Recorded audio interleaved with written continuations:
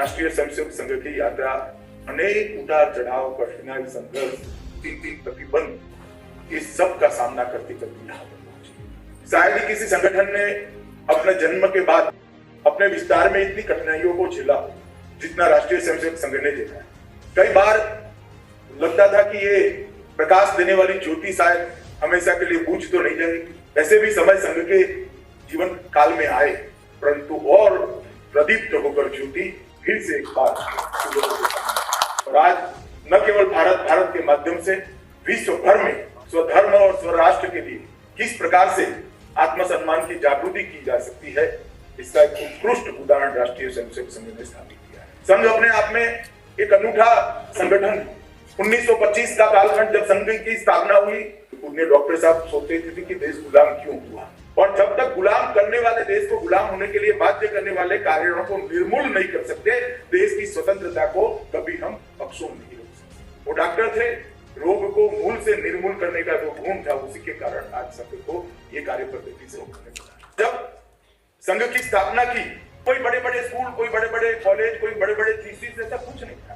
कुछ बच्चे शारीरिक करने के लिए शाखा में इकट्ठा होते थे, शाखा समाप्त होने के बाद उनका बौद्धिक होता था, साल में 2 बार वर्ग होते थे, वर्ग के अंदर उनको कुछ बातों का ज्ञान मिला। इतनी सरल प्रक्रिया में से इतना बड़ा संगठन बना, मगर वो संगठन ने स्व का बोध भी बहुत लोगों को कराया, राष्ट्र का गौरव भी कराया, संस्कृति, परंपरा, भाषा, इस सब का गौरव पुनः जागरूक, पुनर्जीवित करने का एक विषम और कठिन काम हंसते हुए अनेक संकट आए, मगर आप देखिए रास्ता वो का वो रहा, वही रास्ते पे आगे बढ़ते गए और आज एक विशाल वर्तमान हमारे सामने। एक नागरिक को अच्छा नागरिक बनाना, राष्ट्रभक्त बनाना, इससे बड़ा कंट्रीब्यूशन देश के विकास के लिए हो ही नहीं सकता। और 100 साल करोड़ों लोग ऐसे तैयार हुए जो जहां गए, सरकार की नौकरी में गए, चार्टर्ड अकाउंटेंट बने, इंजीनियर बने, डॉक्टर बने, राजनीति में गए, मजदूर क्षेत्र में गए, धार्मिक क्षेत्र में गए, जहां गए एक देशभक्त नागरिक के रूप में उन्होंने काम किया है। और संघ का ये जो ट्रैक रिकॉर्ड है, इसके नाम की कोई फुटपट्टी ही नहीं मना रहा है। आप सभी को, परिवारजनों को, समूचे भारतवर्ष और समस्त मानव जाति को आने वाले वर्ष सुख और आनंद के, सफलता और सार्थकता के पर्व बने। विजयादशमी हम सभी को ऐसे एक शक्ति और प्रेरणा देने का अवसर बने, यही मंगल कामनाएं व्यक्त करता हूं। पवित्र भगवत ध्वज के समक्ष उपस्थित पूज्य संत वृषभदेव जन्मभूमि तीर्थ के, दिगंबर तीर्थ के पीठाधीश,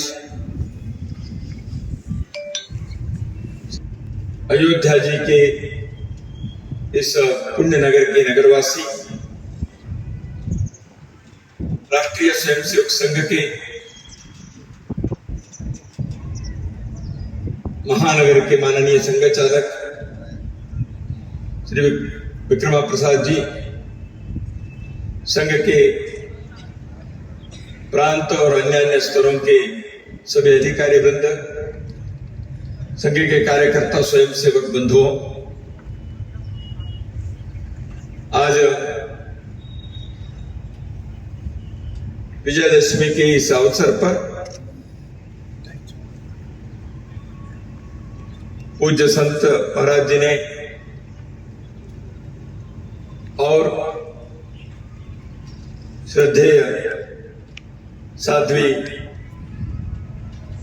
ज्ञानमती देवी जी ने राष्ट्रीय स्वयंसेवक संघ के कार्य को जो शुभकामनाएं दी, आशीर्वाद दिए, उनके कृपा के लिए मैं धन्यवाद देता हूं।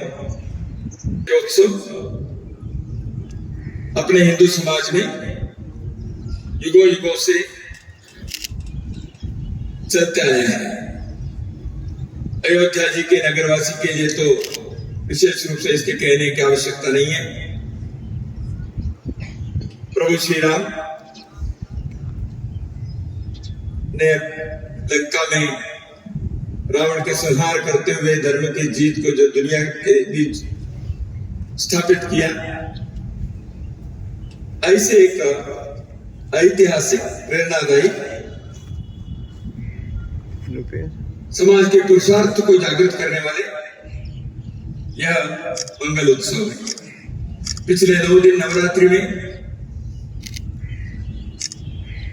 हमने शक्ति के माता जी की पूजा की। नव दुर्गा की पूजा के पश्चात आज के दिन सभी देवी देवताओं के शक्ति के आह्वान करते हुए जो दुर्गा जी के अवतार हुआ था, उस अवतार के द्वारा महिषासुर का मर्दन हुआ, संहार हुआ था। तो ये सब हमारे समाज में एक प्रतीक है, एक प्रेरणा देने वाले उत्सव के नाते हमारे पूर्वजों ने इसको प्रारंभ किया। अधर्म के ऊपर धर्म की जीत, अन्याय पर न्याय की जीत, असत्य पर सत्य के प्रकाश की जीत, अंधकार पर प्रकाश की जीत, इस प्रकार के एक विजय की हम विजय प्राप्त किया और विजय की कामना करते हैं।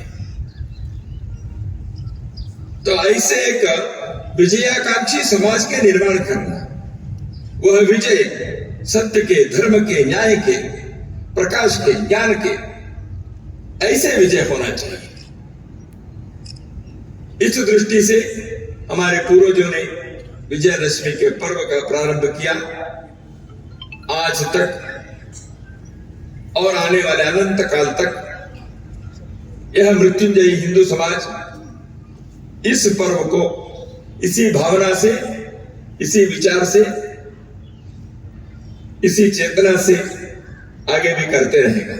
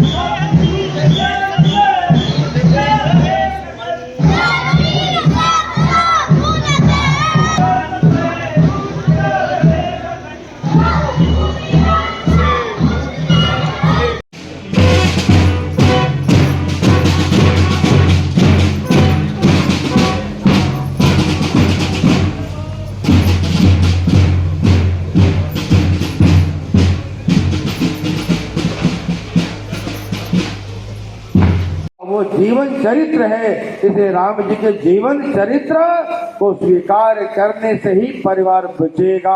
आज रामनवमी के बाद 10वीं का दिन है, इसलिए आज का जो पवित्र दिन है, राम जी के चरित्र को उस जीवन के अंदर उतारने का इससे बड़ा शुभ अवसर क्या हो सकता है। परिवार को बचाने का एक ही आधार है। और तीसरा जो पर्यावरण का संरक्षण है, इससे प्रकृति का संरक्षण होगा। अपनी प्रवृत्ति को प्रकृति के अनुसार चलाना पड़ेगा, तभी हम प्रकृति का संरक्षण कर पाएंगे। पेड़, पानी, पॉलीथीन से हमें विशेष रूप से सावधानी बरतनी पड़ेगा।